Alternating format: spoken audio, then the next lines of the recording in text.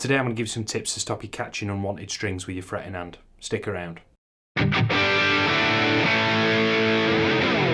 Hello everyone, it's James from Practice Like a Pro, providing you with simple clear guitar tips to help you on your guitar playing journey. So today I want to talk about a common complaint amongst guitarists that are just getting going with their open chords.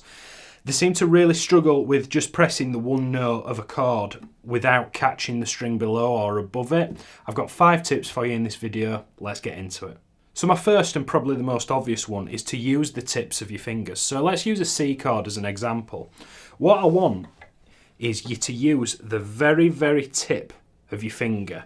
Now, not where the fingerprint is, right on the very top. And push your wrist out, and you should be able to, where the sort of cuticle meets your nail, you shouldn't be going underneath your nail, but it should be pretty close. And push your wrist out to get on top of those fingers. And also, there's no harm in when you're practicing, just sort of pull the guitar over. And don't make a habit out of this, you know, don't play guitar like this. But just look at the positioning of your hand and see, are you physically touching any of the other strings? And if you are, chances are you're not on the very tip tops of your fingers. You need to push that wrist out just a little bit more.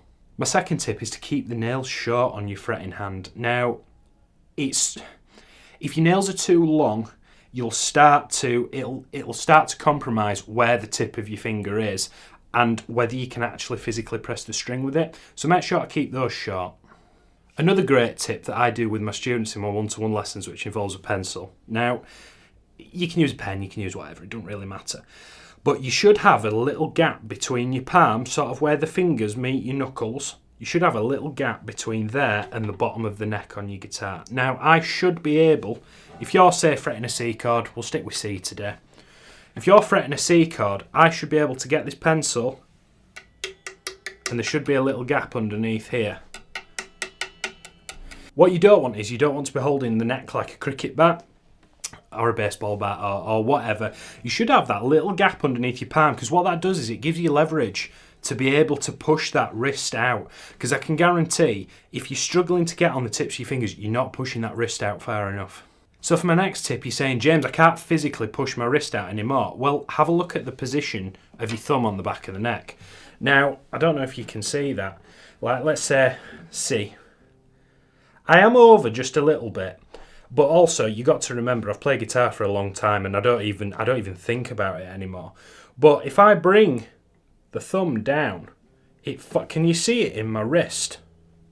It pushes my wrist out like so. What's comfortable for me might not be comfortable for you, and as long as you're not giving yourself carpal tunnel syndrome, what we don't want is, in an extreme case, you don't want your thumb to be in between the tuning pegs on the back of the guitar. You don't want to be over here. But likewise, you don't want to be too far the other way.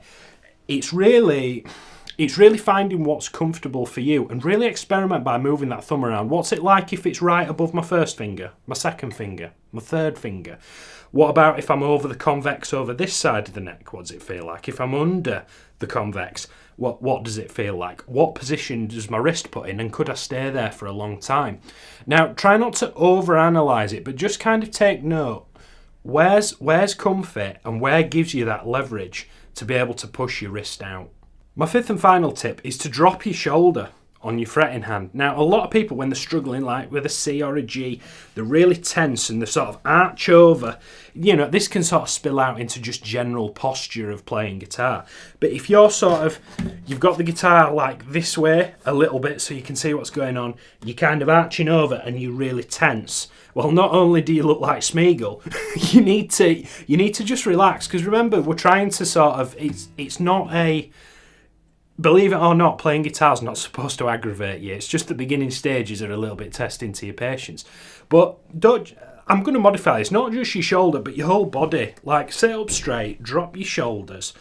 And also, as you're dropping your shoulder, your elbow will drop as well, which again, I talk about leverage. It gives you that leverage to push your wrist out. Now, it's probably not what you all want to hear, but there's no sort of quick fix or quick hack to being able to play guitar comfortably and effortlessly. The only thing that does that, unfortunately, is the P word, which is practice. Now, there are things that the nature of YouTube and learning on your own with no sort of immediate feedback like you'd have if you came for a one-to-one lesson with myself. There's just little kind of posture issues and little bad habits that you need to watch out for. But realistically, if you're just getting going with your open chords, I can almost guarantee 3 months, 4 months time, if you're doing consistent, regular practice using these tips, you will see an improvement in your chords. I hope you got something out of today's video. Please do let me know in the comments what chords you're struggling with, and I'll try my best to sort of get back to you all. Speaking of which, I've opened up a new Facebook group which I'll link in the description. It's called the Practice Like a Pro Guitar Community.